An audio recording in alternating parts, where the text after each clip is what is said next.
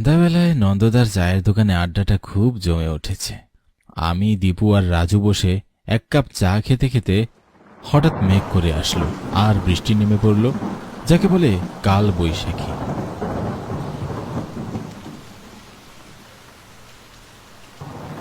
এরই মধ্যে দেখলাম যতন খুড়ো এসে বসলো। নন্দ, এক কাপ কড়া চা দে, লিকার করে। ওই যতন খুড়ো, কি খবর বলো? অনেকদিন তোমাকে দেখতে পেলাম না। হ্যাঁ ভালো, তোদের কি খবর? ওই চলছে। যতন খুড়ো, এই ঝড় বৃষ্টির রাতে একটা ভূতের গল্প হলে মন্দ হয় না।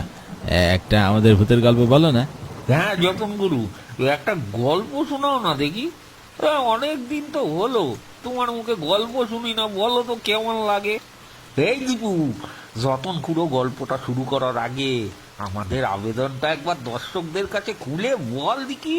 দর্শক বন্ধুদের উদ্দেশ্যে জানানো যাচ্ছে যে যদি কোনো দর্শক বন্ধু আমাদেরকে কোনো গল্প লিখে আমাদেরকে পাঠায় আর আমরা সেই গল্প যদি পছন্দ করি, তাহলে আমরা সেই দর্শক বন্ধুকে পুরস্কৃত করব। তাহলে চলুন শুরু করা যাক আজকের গল্প। তবে হ্যাঁ, যারা এখনো চ্যানেলটি সাবস্ক্রাইব করেননি তাদের কাছে অনুরোধ করছি, চ্যানেলটি প্লিজ সাবস্ক্রাইব করুন। আর গল্পটা শুনে আপনার কেমন লাগলো অবশ্যই আপনার মতামতটা কমেন্ট বক্সে জানাবেন। শুনবি তাহলে? শোন, প্রায় 30 বছর আগে আমার এক বন্ধু ছিল, নাম মাহি। সে চাকরি সূত্রে বর্ধমান নামে এক গ্রামে পোস্ট অফিসে জয়েন করে।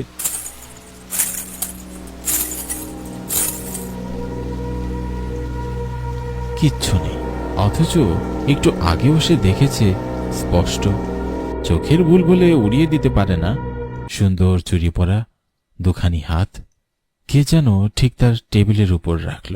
চুরির মিষ্টি মৃদু আওয়াজে তার মনোযোগ আকৃষ্ট হল, কিন্তু চোখ তুলে তাকাবার সঙ্গে সঙ্গে মহি যেন বিস্ময়।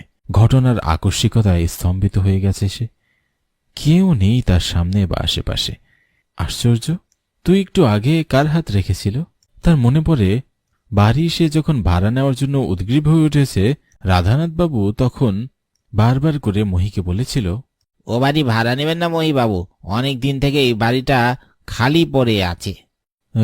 কেন বলুন তো? বাড়ি তো দেখলাম চমৎকার। হ্যাঁ, বাড়িটা দেখতে চমৎকার, অবশ্যই কোনো সন্দেহ নেই। তবে মানে বাড়িটা সম্পর্কে নানা রকমের কথা শোনা যায়। এর আগেও 2-3 দিন এখানে এসেছিল, রাতে কেউ টিকতে পারেনি। আচ্ছা আচ্ছা, কিন্তু ব্যাপারটা কি বলতে পারেন? ভূতের উপদ্রব আছে নাকি সে বাড়ি? জানি না মশাই, তবে 2 বছর অমনি খালি পড়ে আছে, এবং 2-4 জন যে ভাড়াটিয়া এসেছিল তারাও এক রাতের বেশি এখানে টিকতে পারেনি। দেখুন রাধানাথ বাবু, গত 1 মাস ধরে বাড়ি খুঁজে আমি সারাটা কাম একদম চষে ফেলেছি, কিন্তু আমি এমন একটি বাড়ি আজ পর্যন্ত দেখলাম না যেটা ঠিকঠাক। তো ভূতের ভয় থাক আর যাই থাক, এই সুযোগ আমি আর হাত ছাড়া করতে পারবো না। আর রাধানাথ বাবু, ভূতের ভয় আমার তেমন একটা নেই। এমনকি বাড়ির মালিক কান্তিবাবু ওমাহির বাড়ি ভাড়া নেওয়া সম্পর্কে এতটুকু আগ্রহ প্রকাশ করেননি এবং ভাড়ার কথা বলতে বলেছিলেন। দেখুন, আগে আপনার বাড়িটা শুট করে কিনা তার উপর ভাড়া ঠিক করব, ঠিক আছে? না কান্তিবাবু, সে ঠিক হবে। শেষকালে হয়তো অসম্ভব ভাড়া হেঁকে বসবেন। না না, ভয় নেই, আপনারা নিশ্চিন্তে থাকতে পারেন। আপনি যদি একা ভাড়া নেবেন তাতেও কোনো সমস্যা নেই। একটু আগে স্পষ্ট সে যা দেখেছে কোনো মতে সেটাকে অবিশ্বাস্য বলে উড়িয়ে দিতে পারছিল না মহি। আবার বইটা সে খুলে বসল এবং কিছুক্ষণের মধ্যে আবার তখন তার বইয়ের বিষয়বস্তুর উপর সে মনোযোগ দিল। 8 ঘন্টাও বোধহয় হয়নি, মহিলা আবার দেখল চুরি পরা 2টি হাত কেউ এসে টেবিলের উপর রাখল। এক দৃষ্টিতে তাকিয়ে রইল টেবিলে রাখা হাত দুটি দিকে। কি সুন্দর চাপার কুলির মতো হাতের আঙ্গুলগুলো, বা হাতের অনামিকায় একটি রক্তপ্রবালের আংটি, যেন নখের ডগাগুলোতে চন্দনের প্রলেপ মাখিয়ে দিয়েছে। মহি চোখ তুলে তাকাতে লাগলো, কিন্তু না, কেউ নেই। তবে কি সত্যি সত্যি ব্যাপারটা ভৌতিক? অবিশ্বাস্য। ঘড়ির দিকে তাকিয়ে দেখলো রাত 1:30 বাজে। আশ্চর্য, আপনি এখনো ঘরের মধ্যে রয়েছেন, ভয় পাননি? ভয় পাবো কেন? পাবেন না মানে? আচমকা এমনি হাত দেখলে তো সবাই ভয় পায়। তাছাড়া আমার হাত দুটি যে আপনার ওই গলাটাকে টিপে ধরবে না, সেটা কেমন করে জানলেন? আবার মুখ তুলে তাকালো মহি এবং ঠিক আগের মতো এবারেও দেখল ঘর শূন্য। হঠাৎ তাছাড়া আমার হাত দুটি যে আপনার ওই গলাটাকে টিপে ধরবে না, সেটা কেমন করে জানলেন? কিন্তু আপনি যেই হন, ভূতপ্রেত হয়ে আমাকে ভয় দেখিয়ে বাড়ি থেকে তাড়াতে পারবেন না। বিশ্বাস হলো না বুঝি আমার কথা? জানেন, এই হাতে আমি গলা টিপে আমার স্বামীকে হত্যা করেছি। দেখুন দেখুন, আমার আঙ্গুলের ধারালো নখ এখনো রক্তের দাগে শুকিয়ে আছে। বারবার আমাকে দেখার চেষ্টা করছেন। আমাকে দেখা যায় না, দেখতে পাবেনও না আমাকে, কেবল আমার হাত দুটি ছাড়া। স্বামী হত্যাকারীর মুখ দেখাও যে পাপ, জানেন না এ কথা আপনি? তা আপনাকে একা দেখছি যে, বিয়ে থা করেননি বুঝি? আপনারা যে লোকবাস করেন শুনি, সবকিছুই তো আপনারা দেখতে পান, জানতে পারেন, একথা জানেন না? কে বললো আপনাকে আমরা সবকিছু জানতে পারি? আমাদের শক্তিরও একটা নির্দিষ্ট সীমা আছে, তার বেশি আমরা এক চুলে এদিক ওদিক এগোতে পারি না। এই যে একটু আগে বলছিলেন আপনি আপনার স্বামীকে হত্যা করেছেন। সকলেই যে এক ঘেয়ে প্রতিভক্ত হতে হবে তারই বাকি মানে আছে, তাই প্রতিঘাতিনী হয়েছি আমি। এমন অদ্ভুত যুক্তি আপনার। অদ্ভুত কিনা জানি না, তবে একজন পুরুষকে হত্যা করে আমার আশ মেটেনি। কেন বলুন তো, বলেন কি? হ্যাঁ, আপনাকেও হত্যা করার আমার ইচ্ছে হচ্ছে। সর্বনাশ, আপনার ইচ্ছা তো ভালো নয় তাহলে। তাই বলে ভয় পাবেন না যেন। এতক্ষণ ধরে আপনার মতো কেউ এর আগে আমার সঙ্গে কথা বলার সাহস পায়নি। না পাওয়াটাই তো স্বাভাবিক, তাই না? কিন্তু আর নয়, ভোর হয়ে এলো। এবার আমি আজকে রাতের মতো আপনার কাছ থেকে বিদায় নেব, কিন্তু সকালে উঠে পালাবেন না তো? পালাবো কেন? পালাবার কোনো কারণ তো ঘটেইনি। পরের দিন সকালে সারা রাত জাগার পর একটু বেশি সকালবেলা পর্যন্ত মাহি ঘুমিয়েছিল। বাড়িওয়ালা কান্তিবাবুর ডাকাডাকিতে ঘুম ভাঙল তার।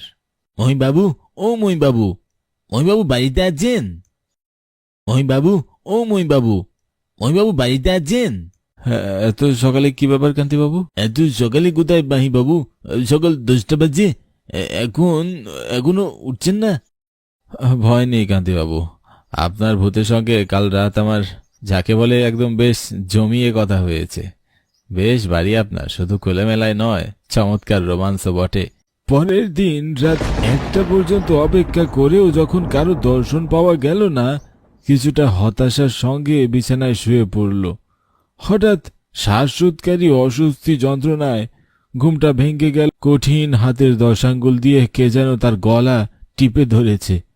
তাড়াতাড়ি 2 হাত দিয়ে ছাড়াবার যথাসাধ্য চেষ্টা করেও সেই অদৃশ্য হাত থেকে নিজেকে মুক্ত করতে পারল না। হঠাৎ এমন সময় সেই অদৃশ্য হাতের গলার তার উপর হালকা হয়ে গেল এবং শোনা গেল সুমিষ্টি হাসি।